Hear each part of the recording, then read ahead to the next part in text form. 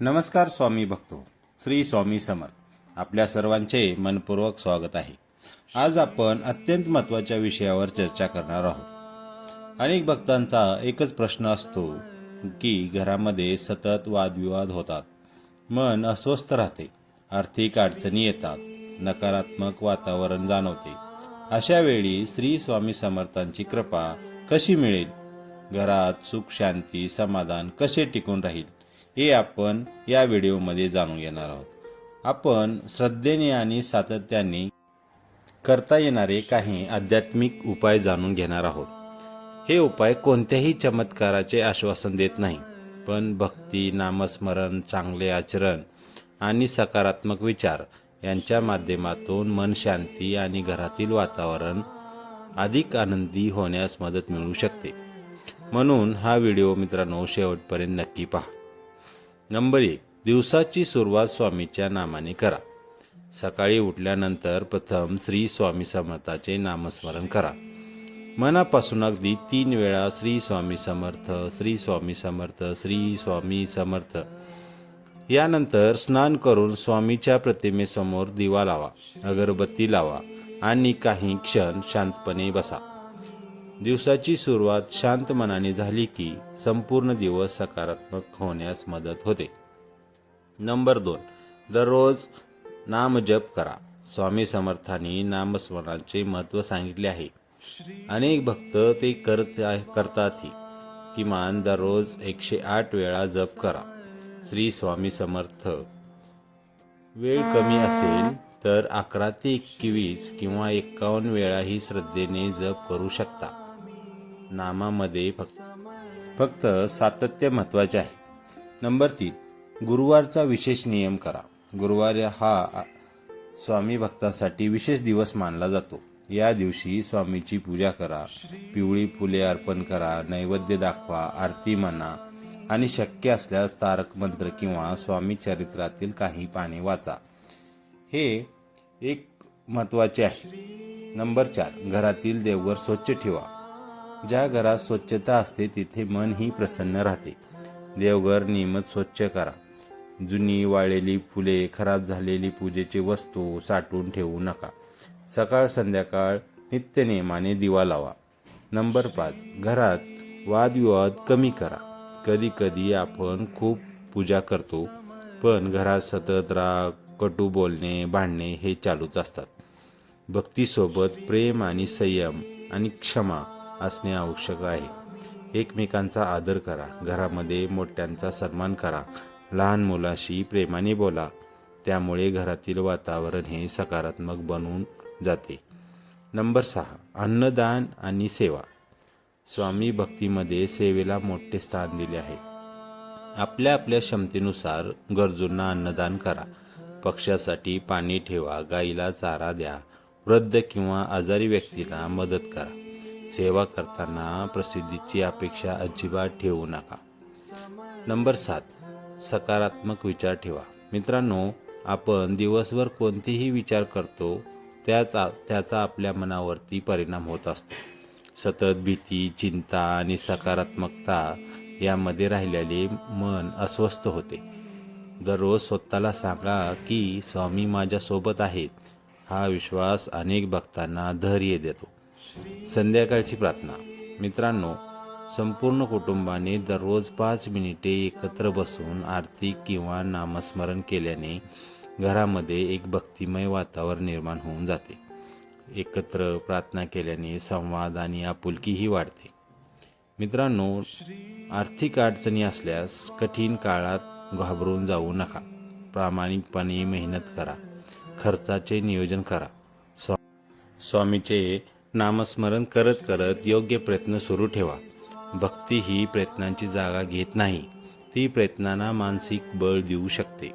मित्रांनो, स्वामीवर पूर्ण विश्वास ठेवा. आपल्या इच्छा लगेच पूर्ण झाल्या नाही तर निराश होऊन जाऊ नका. श्रद्धा म्हणजे संकटातही धैर्य न सोडणे. नियमित नामस्मरण, चांगले आचरण आणि सेवाभाव यामुळे जीवनाकडे पाहण्याचा दृष्टिकोन सकारात्मक होऊ शकतो. मित्रांनो, शेवटचा संदेश तर असा आहे घरातील सुख शांती ही केवळ पूजा किंवा एका उपायाने मिळत नसते. श्रद्धा, प्रेम, परस्परांचा आदर, प्रामाणिक मेहनत, सेवा आणि स्वामींचे अखंड नामस्मरण या सर्वांचा एकत्रित परिणाम घरातील वातावरणावर अधिक चांगल्या प्रकारे होऊ शकतो आणि तो समाधानकारक बनवू शकतो. तर मित्रांनो, स्वामी समर्थ या नामाचा जप करा. मित्रांनो, घरामध्ये सुख शांती का राहत नाही, तर यावरती स्वामी समर्थ काही उपाय सांगत आहे. तर हे आजचे जे उपाय आहेत ते आपण जाणून घेऊया, कारण आजचा प्रत्येक विषय हा प्रत्येक घराशी संबंधित आहे. आपण सर्वजण मेहनत करतो, कुटुंबासाठी झटतो, देवाची पूजा करतो, पण तरीही अनेकांच्या मनात एक प्रश्नच असतो, घरात सतत ताणतणाव का असतो, पैसे येत नाहीत, आले तर ते टिकत नाहीत, लहान लहान गोष्टीहून वाद होतात, मनाला शांतता मिळत नाही. जर तुमच्याही मनात असे प्रश्न असतील तर तुम्हाला आज याचे उत्तर नक्की मिळेल. आज मी तुम्हाला एक स्वामी भक्ताची प्रेरणादायी कथा सांगतो. या कथेतून आपण जाणून घेऊ की श्री स्वामी समर्थाच्या शिकवणीप्रमाणे घरात सुख शांती आणि समाधान कसे वाढवायचे. एका भक्ताची कथा आहे, तर तुम्ही ऐका. महाराष्ट्रातील एक छोट्या गावात एक कुटुंब राहत होते. घरात आई वडील, मुलगा, सून, 2 नातवंडे होती. सगळे कमावत होते. पैशाची कुठलीही कमतरता नव्हती, पण घरात आनंदच नव्हता. दररोज वाद, राग, अबोला, चिंता. रात्री कोणाला शांत झोप लागत नव्हती. एके दिवशी त्या घरातील आजी म्हणाल्या, आपण देवाची पूजा तर करतो, पण देवाने सांगितलेले आचरण आपण करतो का? हे ऐकून सगळे शांत झाले. दुसऱ्या दिवशी त्या आजीने श्री स्वामी समर्थाचे नामस्मरण सुरू केले. रोज सकाळी फक्त 10 मिनिटे. काही दिवसांनी त्या संपूर्ण कुटुंबालाच नाम जप करण्यासाठी बसवले. हळूहळू घरातील वातावरण बदलू लागले. वाद कमी झाले, बोलण्यात गोडवा आला. कोणताही चमत्कार झाला नव्हता. बदल झाला होता तो फक्त त्याच्या मनामध्ये. आणि याच ठिकाणी स्वामींच्या शिकवणीचा खरा अर्थ समजतो. मित्रांनो, पहिला उपाय म्हणजे नामस्मरण. स्वामी भक्त म्हणतात, जिथे नाम तिथे स्वामी. दररोज मनापासून म्हणा, श्री स्वामी समर्थ. फक्त शब्द उच्चार करू नका. स्वामी आपल्या समोर बसले आहेत अशी भावना ठेवा.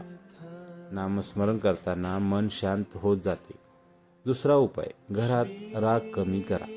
आपण देवाकडे सुख मागतो, पण आपल्याला आपल्या शब्दांनी दुसऱ्याचे मन दुखले नाही पाहिजे. स्वामीच्या भक्तीचा अर्थ फक्त पूजा नाही, प्रेमाने बोलणे हे देखील भक्तीच आहे. कोणतीही चूक असेल तर क्षमा करा. लहान गोष्टी मोठ्या करू नका, कारण जिथे प्रेम असते तिथेच परमेश्वराचा वास असतो, असे अनेक आध्यात्मिक परंपरेमध्ये सांगितले आहे. तिसरा उपाय, गुरुवारचा नियम. गुरुवारी शक्य असल्यास स्वामीच्या प्रतिमेसमोर दिवा लावा, फुले अर्पण करा, आरती म्हणा, थोडा वेळ शांत बसा. त्या दिवशी एखाद्या गरजू व्यक्तीला मदत करा. ही मदत मोठी किंवा छोटी यापेक्षा किती मनापासून केली आहे हे महत्त्वाचे. चौथा उपाय, अन्नाचा आदर करा. आपल्या घरात जे अन्न येते ते ईश्वराचाही प्रसाद समजून ते ग्रहण करा. अन्न वाया घालू नका. जेवण्यापूर्वी 2 क्षण स्वामीचे स्मरण करा. कृतज्ञतेची भावना मनात समाधान वाढवते. पाचवा उपाय, सेवा. एका भक्ताने स्वामीला विचारले, मला तुमची कृपा कशी मिळेल? उत्तर शब्दात नव्हते, उत्तर होते ते सेवेमध्ये. मित्रांनो, भुकेलेल्याला अन्न द्या, तहानलेल्याला पाणी द्या, दुःखी माणसाला धीर द्या. सेवेमध्ये हीच खरी भक्ती आहे. 6वा उपाय, संकटात घाबरून जाऊ नका. जीवनात प्रत्येकावर कठीण संकट येत असतात. स्वामी भक्त संकट टाळण्यासाठी प्रार्थना करतात, तर संकटाला सामोरे जाण्यासाठी शक्ती मागतात. मनावर विश्वास ठेवा. स्वामीचे एक विचार, एक वाक्य नक्की लक्षात ठेवा. स्वामी नेहमी तुमच्या पाठीशी आहेत आणि स्वामी माझा पाठीराखा आहे. स्वामी माझ्या पाठीशी आहेत हा विश्वास अनेकांना कठीण काळात मानसिक बळ देतो. 7वा उपाय, रात्रीची प्रार्थना. झोपण्यापूर्वी फक्त 2 मिनिटे डोळे बंद करा आणि म्हणा, स्वामी, आज दिवसभरात माझ्याकडून काही चुका झाल्या असतील तर मला क्षमा करा. माझ्या कुटुंबावर कृपा ठेवा. सर्वांना निरोगी ठेवा. सर्वांच्या जीवनात सुख शांती द्या. अशी प्रार्थना मन शांत करण्यासाठी मदत करू शकते. सर्वात मोठा संदेश. भक्त हो, लोक अनेकदा विचारतात, स्वामीची कृपा कशी ओळखायची? कृपा म्हणजे नेहमीच चमत्कार नसतात. कधी कधी राग कमी होणे, मन शांत होणे, कुटुंबात प्रेम वाढणे, योग्य निर्णय घेण्याची बुद्धी मिळणे, हेही कृपेचेच रूप असू शकते. म्हणून भक्ती करताना फक्त इच्छा पूर्ण होण्याची वाट पाहू नका. स्वतःमध्ये चांगला बदल घडण्याचाही प्रयत्न करा. मित्रांनो, चला आपण सर्वजण मिळून 3 वेळा श्री स्वामी समर्थाचे नाव घेऊया. श्री स्वामी समर्थ, श्री स्वामी समर्थ, श्री स्वामी समर्थ. मित्रांनो, स्वामी महाराज आपल्या सर्वांच्या घरात सुख, शांती, आरोग्य, समाधान आणि सद्बुद्धी प्रदान करो, हीच स्वामीचरणी प्रार्थना. मित्रांनो, जर हा व्हिडिओ आवडला असेल तर कमेंटमध्ये श्री स्वामी समर्थ लिहायला विसरू नका. चला पुन्हा भेटूया, पुन्हा अशाच एक भक्तिमय आणि प्रेरणादायी विश्वासासह. श्री स्वामी समर्थ, श्री स्वामी समर्थ, श्री स्वामी समर्थ.